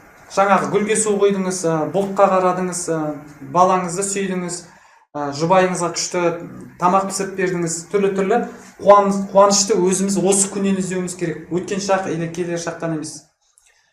Сондықтан біз деген қуанышты айналамыздан іздейміз. Осы күнге, мысалы, жеткеніңізге Аллаға шүкір етіңіз. Мысалы, таңертең жүгіргенде, мысалы, мына физикалық ресурста үш тәсілі бар. Жүгіріп бара жатқанда немесе жүріп келе жатқанда мен үшке бөлем оны. Бірінші, біз деген физикалық жүріп келе жатқанда адамның былай айтқанда миы жақшасап бастайды. Армандап, қиялдау деген сияқты сол кезде бізде қосылады. Бірінші, ем жаттығуын жасап алыңыз, 30 рет жүріп баратып, содан кейін барып өзіңізге не істейсіңіз? Шүкірлік айтыңыз. Аллаға шүкір етіңіз. Мысалы, Раббым осы күнге аман есен жеткізгеніңе шүкір, отбасымның амандығына шүкір, 12 мүшемнің саулығына шүкір. Барлық затқа шүкір етуіңіз керек. Шүкір еткенде барып, Алла Тағала сізге көп затты береді. Сондықтан Аллаға шүкір етеміз 5 минут. Содан кейін не істедік? Шүкірліктен кейін біз арманымызды ойлаймыз. Мақсат арманымызды, қалай жеткенімізді. Ол бізге не істейді? Қуат береді. Ол бізге жақсы идея береді. Арманымызды, мақсатымызды ойлағанда бүйтіп ойлау керек. Қалай жетіп жатсыңыз? Сосын осы күнге келіңізде қалай әрекеттеніп жатсыңыз? Қайттан қалай жеткеніңізді, қайттан оралып, қалай соған іс-әрекет, осы күндегі іс-әрекетіңізді елестетіңіз, қалай сол іс-әрекетіңіз жақсы жүріп жатыр, нәтижесін көріп жатқаныңызды қараңыз. Осылай 5-10 минут жасаймыз. Содан кейін бар, үшіншісі санаға сенім сөздер айтамыз. Себебі жаңағы біздің сенім құндылықтарымыз бар ғой. Ол қалай келеді? Рекламадан сникерсіне деген сияқты. Ол көп қайталағанда біздің құндылығымызға сенімімізге келеді. Сондықтан біз деген мен мықтымын, мен табандымын, мен қуаттымын деп көп айту керек. Өзіңізге қандай дағды, қандай сенімді өзіңіз қалайсың, соны саналыңызға көп айтып сендіруіңіз керек. Сөйтіп біз физикалық қуатымызды дамытамыз. Оған нәтиже жасаймыз, сосын қуанамыз әр сәтке. Жазып алсаңыз, мен скриншотқа алып алыңыз, былайынан. Скриншотқа алыңыз, бандикан бір программаларымызбен. Ары қарай жалғастырамын. Королева красоты деген арамыздағы бикешке мен түсіндіріп берейін. Жаңа ол осындай сұрақ қойды. Менің күйеуім бизнеспен айналысады, бірақ мотивация не екенін білмейді. Оған не істесек болады дейді бұл жағдайға. Енді бұл жағдайда былай. Жақсы әйел жалпы жақсы сұрақ қойылды. Бұл жерде өте жақсы, дұрыс айтылған. Жақсы әйел күйеуін төрге сөреді, жаман әйел күйеуін көрге сөреді дейді. Сондықтан сіздің осы сұраққа қызығушылық танытқаныңызға өте қуаныштымын. Жалпы әйел адам деген байын ешқашан байына ауыр сөз айтпау керек. Оны былай айтқанда әдемілеп әкеліп беру керек. Әдемілеп, оның ар намысына тимейтіндей қылып. Егер де біз байымызды төмендете беретін болсақ, сен түсінбейсің, сен бүйтпейсің, сен сөйтпейсің, сен осындайсың десек, оның еңсесі түседі, дейді да, сөйтіп еш затқа қол ұшынбай үйде жатып, босына отырады, әрекеттенбейді. Сондықтан біздің мақсат жаңағы әйел адамдар күйеуіңізге не істеу керек? Құрттай нәтижесі болса да, бірақ шын жүректен оған қоштау керек. Күнде қоштау керек. Сенің қолыңнан келеді. Мен саған сенемін. Сен үй иесің, сен мықтысың деп күнде сондай заттарды айту керек. Бұрынғы істеген жақсы нәтижелерін жиі есіне алып тұрыңыз. Жолдасым, білесің бе, өткенде сен бүйістің, өткен жылдары осындай нәтиже жасадың. Сен қолынан келеді. Мен саған сенемін. Сен мықтысың деп қайта біз оған рух беруіміз керек. Рухты берген сайын жолдасыңызға ол не істейді? Шабыттанып, үйден шығып, былай айтқанда күшті көңіл күймен барады да нәтиже жасайды. Түсіндіңіз ғой да? Оған кәдімгідей нәтиже жасайды.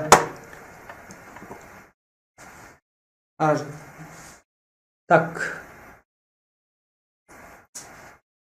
Жалпы королева красоты түсінген шығарсыңыз деп ойлаймын. Әйел адам күйеуіне не істеу керек? Мотивация беріп тұру. Мотивация жаңағы жақсы сөздер нәтижесін еске алдырып, қолынан келеді, сенім артып, күнде осындай заттарды айтып тұру керек. Енді тағы мотивацияны егер де бере алмасаңыз, мотивационный кітаптар оқыңыз, мотивационный видеоролик қараңыз. Соны бір тамақ жеп отқанда или немесе тамақ жеп болғаннан кейін бір отырған кездерде бір сол видеороликтерді жиі көрсетуге тырысыңыз. Бір қыштап емес, енді бір сәтін тауып, бір сол видеороликтерді көрсетсеңіз, сол кезде олар құлшынып бастайды жайлап. Ары қарай кеттік. Арнат, жолдасым жұмыстан шығып қалды. Сол үшін арасында сабырсыз болып ұрыстар туындап жатады. Қалай сабырлы болуға болады?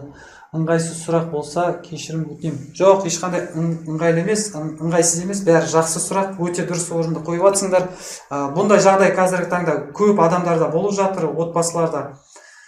Бұл жерде расында былай айтқанда қиын жағдай. Енді бұдан шығуға болады, барлық жерде шығуға, бастысы сабыр.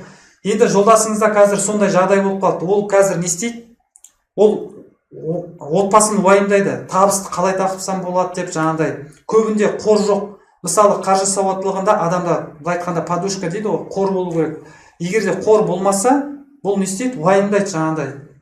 Табыс, үйіне тамақ керек, киім керек деген сияқты, ол қатты уайымдап бастайды. Әр жұмысқа барады. Ол мысалы қаламаған жұмысына барып өтеді. Былай айтқанда эксперт емес, жұмыс қолынан келмей, жүрмей, қайттан уайымдай береді. Енді бұл жерде не істейміз? Бұндай жағдайда жаңағы шамаңыз келгенше жаңағыдай әйел ретінде күйеуіңізге көп демеу беріңіз, сенім артыңыз.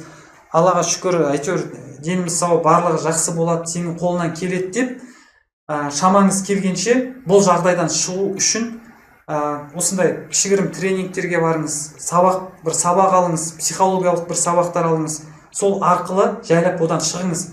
Енді бұдан шығу үшін жаңа айттым ғой, негативті сезімнен шығу тәсілін меңгеріп алғаныңыз дұрыс, және позитивті сезімге кіру. Мысалы, бай болмаяқта адам бақытты бола алады. Бірақ бұл жерде көп заттан тыйылуымыз керек. Тыйылу үшін біз жаңағы санамызға сенім сөздер айту керек. Бірақ барлық адам бай болуға тырысады. Бірақ тырысу керек, міндетті түрде. Қиын жағдайда ол шығу үшін біз жаңағы негативті сезіммен шығуымыз керек. Мысалы, бізде жолдасыңыз ренжіп келді. Сіз оны бір көңілінен шығуға тырысасыз, бірақ ол сізге бір ауыр сөз айтып жіберуі мүмкін. Сол кезде ренжімеңіз. Мысалы, бұл негативті ақпарат сізге келді. Сіз не істейсіңіз? Кухняға барып отырыңыз. Кішкене 30 рет дем алып, деміңізге назар аударыңыз, 30 секунд. Содан кейін барып жақсы зат ойлаңыз. Жақсы мақсат, жақсы келешек, қалай байыңыз жұмысқа тұрды, барлығы жақсы ретінде, жақсы мақсат, жақсы армандаңыз. Сол кезде сіздің көңіліңіз көтеріледі. Сөйтіп барыңыз да санаңызды қосыңыз. Енді мен не істесем болады? және адамның көңілі көтерілгенде барып жақсы шешімдер қабылдай бастасаңыз, өзіңізге сұрақ қойыңыз, мен бұған күйінгенмен не пайда шешемін? Оның ешқандай шешім шешілмейді, өкінішпен. Сондықтан жақсы жағына бұрмалап алып кетесіңіз. Және де бұл жерде ең мықты құрал, ол мен ойлаймын, дұға ету керек. Алла тағала әркімді бармен сынайды, жоқпен сынайды. Сондықтан бұл жерде сіз дұға етіңіз, көбіне шамаңыз келгенше. Алладан шын ниетпен сұрайтын болсаңыз, мен сізге сенемін, бәрі жақсы болады деп ойлаймын. Барлығы жақсы болып кетеді. Бірақ жаңағындай шамаңыз келгенше негатив жағдайдан шығып, бірінші негатив жағдайдан көп шығыңыз жаңағы тәсілмен. Екінші, жолдасыңызға көп демеу көрсетіңіз, барлығы жақсы болады. 12 мүшеміз сауғы, бүйстеңіз болады. Адам өзінің, былай айтқанда, жақсы жағдайда екенін білу үшін өзінен төмен, қатты қиын жағдайда жүрген адамдарды еске алу керек. Бұл қалай? Мысалы, видеороликтерді көрсетің, бір қолы жоқ, аяғы жоқ, бірақ өмір сүріп талпынып жүрген, оның қасында байыңыз деген алтын ғой, 12 мүшесі сау, бүгін болмаса ертең болады деген сияқты жайлап бір видеороликтерді жайлап, бірақ былай мынаны көр деп әкелмеңіз, бір сыпайы ретінде жайлап бір уақытын тауып көрсете салыңыз. Сөйтіп ол өзін сезіне бастайды, мен шүкір екенмін, бәрі жақсы болады деп, сөйтіп жайлап бұл тұғырықтан шыға бастайсыңыз. Жауап бердім деп ойлаймын, Арнат. Келесі. Достар, енді бүйстек, қазір мен білейін деп едім, сіздің кері пікіріңізді қалай, жалпы бұл тақырыптар сізге қызықты ма, қызықты болып жатыр ма? Қызықты болса жаңағындай плюс басың, 5 басыңдаршы. Қызықты болса 5 деп қойып жіберіңізші, 5. Мен біліп отырайын. Достар, қызықты болса бұл тақырып 5-ті қойыңдаршы.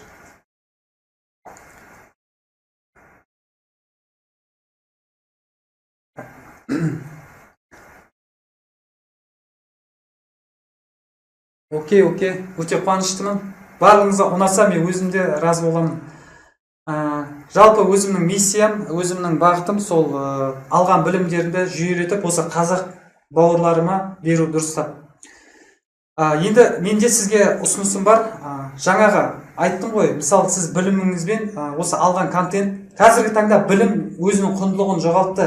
Қазір білгенмен көп адамның ерік-жігері жетпейді, оның бойында әдет болмағасын оны алып кете алмайды. Сондықтан мен қазіргі таңда шетелдегі көп оқуларды оқып жатырмын.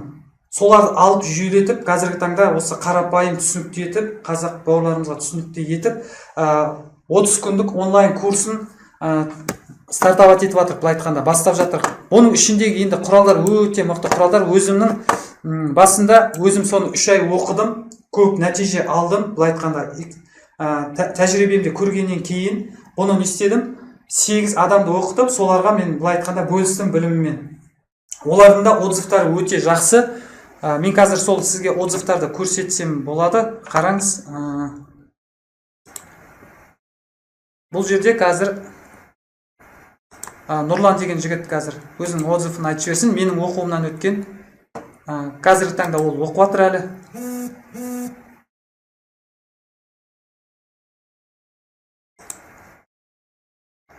STEM оқу орталығының жетекшісі болу, директоры. Армысыз достар, менің аты жөнім Нұрлан Жалғасбаев, мен осы STEM орталығының директорымын. Және өзгер 30 күндік онлайн курсының қатысушысымын. Осы курста мен есте сақтау жүйесін үйрендім, дағды құру тәсілін үйрендім, өмірімнің маңызды бағыттарын белгілеп, мақсаттарымды анықтадым. Осы курсты бастағалы мен өміріме және кәсібіме маңызды инсайттар алдым. Тиімділігім 2 есе артуына және өмірімнің жүйелеуіне бұл курс керемет себепші болды. Баршаңызды осы курсқа қатысуға кеңес беремін.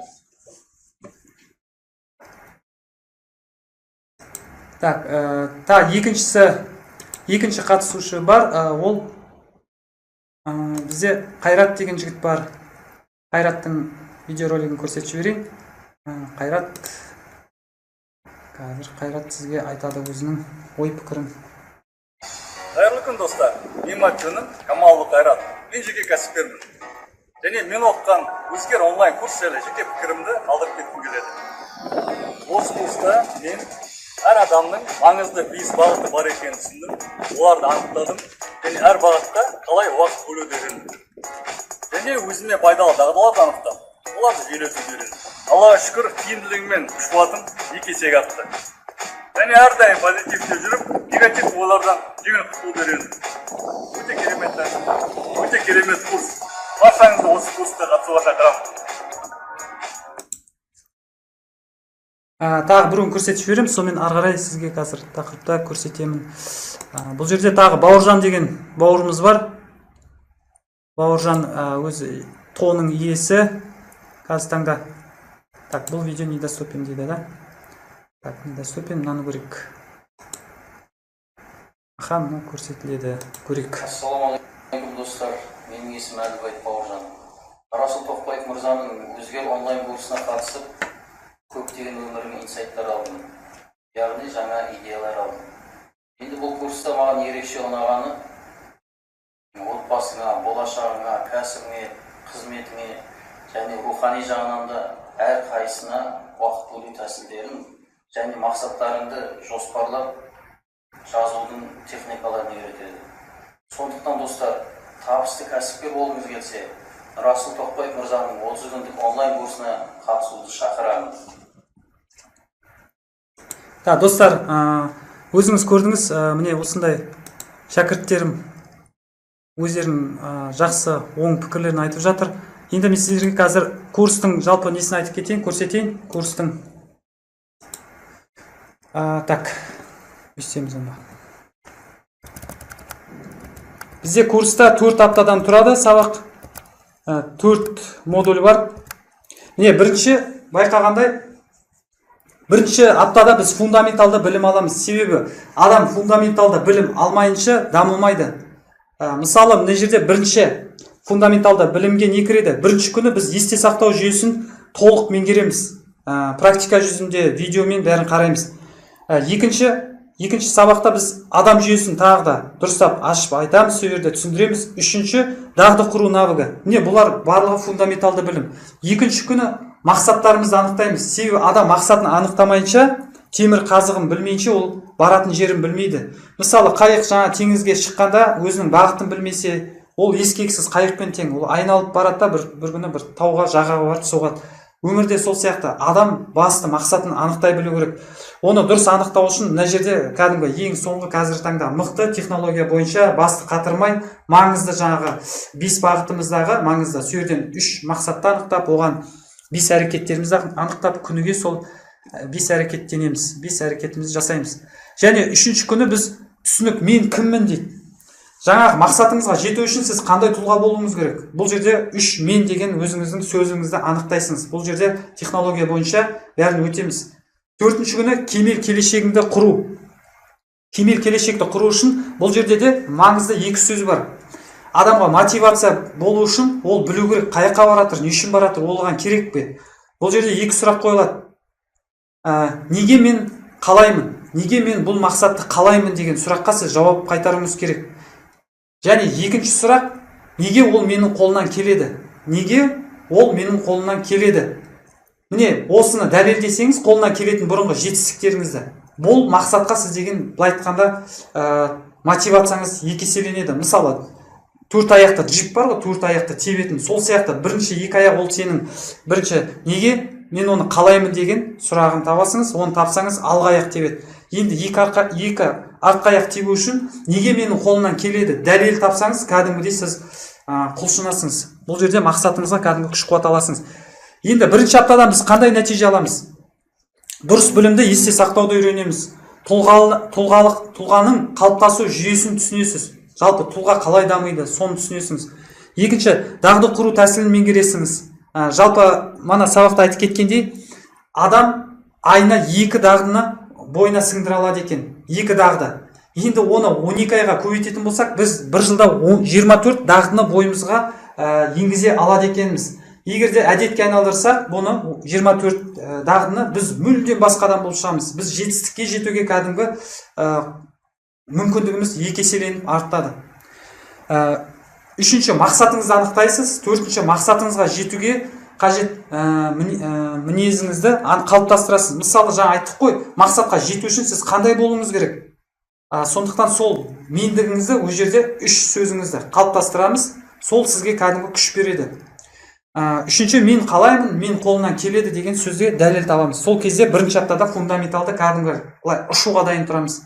Екінші апта, бұл жерде супер мотивация. Айтып отыр қой, адам эмоциясын басқара білмесе өте қиын. Сондықтан біз деген өзіміздің капитанымыз, өзіміздің өміріміздің иесіміз, өзіміз режиссеріміз. Сондықтан біз өмірімізді бақылауға алуымыз керек саналы түрде. Бұл жерде екінші аптада бірінші күнінде позитивті сезімге кіруді үйренеміз. Екінші, негативті сезімнен шығуды үйренеміз. Үшінші күні депрессия және мазалаушы ойды пайдалы мазалаушы ойға айналдыру тәсілдерімен танысасыздар. Төртінші күні жоқ деп айтуды үйрену керек. Бұны да айта алмасақ, біз деген түрлі алданып, анау оқу, мынау оқу, өміріміздің быт-шытын шығарамыз. Не бір мақсатымыз жоқ, әр мақсатқа алаңдап, соңында шаршап кетеміз. Құрсыншы деп жаңағы үйде тоқымаңызды алып отыра бересіңіз. Сондықтан жоқ деп айтуды үйренеміз бұл жерде. Бесінші күні артық қысымды дене мен интеллекттен босату. Бұл жерде медитация. Бұл жерде өзіңізді босантып, жаңағыдай дұрыс медитациямен санаға кішкене демалтатын болсаңыз, сіздің былай айтқанда тиімділігіңіз арта бастайды. Алтыншы, жетінші күні біз қорытынды жасаймыз. Екінші модульдағы апта нәтижесі. Жаңағы айтқан позитивті сезімге кіруге үйренесіңіз, бұл нәтижеңіз. Екінші, негативті сезімге шығуды білесіз. Үшінші, мазалаушы ойды пайдалы мазалаушы ойға айналдырасыңыз. Жоқ деп айтып үйренесіз, артық қысымнан арыласыз. Енді үшінші апта, бұл жерде маңызды құрал, ол да шешім қабылдау. Көбі шешім қабылдамайды. Біз биологиялық тұрғыда 25, 30, 40-қа келсек те, біз шешім қабылдаудан қорқамыз, алаңдап қашамыз.